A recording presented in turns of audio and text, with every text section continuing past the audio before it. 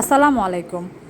চিংড়ি মাছ তো খুবই পছন্দের মাছ, আর সেটা যদি হয় সমুদ্রের চিংড়ি মাছ তাহলে তো কোনো কথাই নেই। চাষের কিংবা পুকুরের চিংড়ি মাছের চেয়ে এই সমুদ্রের চিংড়ি মাছ অনেক বেশি মজাদার। আমার ছেলেদের চিংড়ি মাছ অনেক বেশি পছন্দ, তাই চিংড়ি মাছ আনলে সেখানে যদি একটু বড় সাইজের চিংড়ি থাকে তাহলে আমি এগুলো বেছে আলাদা করে রেখে দেই, ওদেরকে ভেজে দেই, ওরা খুব মজা করে খায়। আর আলাদা করে বড় চিংড়ি আনলে সেটা তো ওদেরকে সবসময় ভেজে দেওয়া হয়। তো আজকেও আমি চিংড়ি মাছ ভাজবো। এগুলো সমুদ্রের চিংড়ি মাছ অনেকগুলোই এনেছিল, কিন্তু তার মধ্যে এই কয়টাই ছিল বড় চিংড়ি। এগুলো বেছে নিয়েছি আর ধুয়ে পরিষ্কার করে নিয়েছি ভালো করে। তারপরে এগুলোতে আমি পরিমাণ মতো সব মশলা দিয়ে লবণ, হলুদ, মরিচের গুঁড়া, জিরা ধনিয়ার গুঁড়া দিয়ে আলতো হাতে একটু মেখে নিচ্ছি।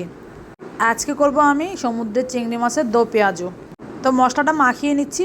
রেস্টে রাখার দরকার নেই, সময় থাকলে 10 মিনিট রাখলেও রাখতে পারেন। আমি একদম 1 মিনিটও রাখিনি, জাস্ট মেখে নিয়ে তেল গরম করে এখন ভাজতে চলে এসেছি। তো সরিষার তেল গরম করে নিয়েছি, আর সরিষার তেলের মধ্যে আমি সবগুলো মাছ একসাথে দিয়ে দিলাম। এই মাছগুলো বেশিক্ষণ লাগবে না ভাজতে, উল্টে পাল্টে একটু লাল লাল করে ভেজে নেব। আর অনেক বেশিক্ষণ ভাজলে মাছ শক্ত হয়ে যাবে। আমি মাথার খোসা ফেলে দিয়েছি, নিচের দিকেরও কিছুটা খোসা ফেলে দিয়েছি, মাঝখানে একটু একটু করে খোসা রেখেছি, তা নয়তো মাছগুলো আরও ছোট হয়ে যাবে। ওই একটা কথা আছে না, ইচা কুটলে মিশা, আর চিংড়ি মাছটা আসলে যতই বড় হোক কুটার পরে একদম ছোট হয়ে যায়, আর রান্নার পরে তো আরও ছোট হয়ে যায়। তো বড় চিংড়ি হলে ওরা খুশি হয়, এখন ছোট হয়ে গেলে ওদের আবার মন খারাপ হয়, তাই আমি মাঝখানে কিছুটা খোসা রেখে দিয়েছি। আর এই যে মাছগুলো দেখেন, আগে আরও কত বড় লেগেছে না দেখতে, এখন ছোট হয়ে যাচ্ছে আস্তে আস্তে। তো সবগুলো মাছ আমি উল্টে পাল্টে দুই পাশে কিছুক্ষণ একটু ভেজে নিচ্ছি। খুব বেশিক্ষণ সময় লাগে না ভাজতে, অল্প কিছুক্ষণের মধ্যে ভাজা হয়ে যায়, খুব ইজি একটা রান্না। তো চাইলে কিন্তু এই যেভাবে ভাজছি না, এভাবে একটু ভালো করে ভেজে নিয়ে এভাবেও খেয়ে নেওয়া যায়। কিন্তু আমি আজকে একটু দো পেঁয়াজু করবো, তাই মাছগুলো হালকা করে ভেজে তুলে রাখছি।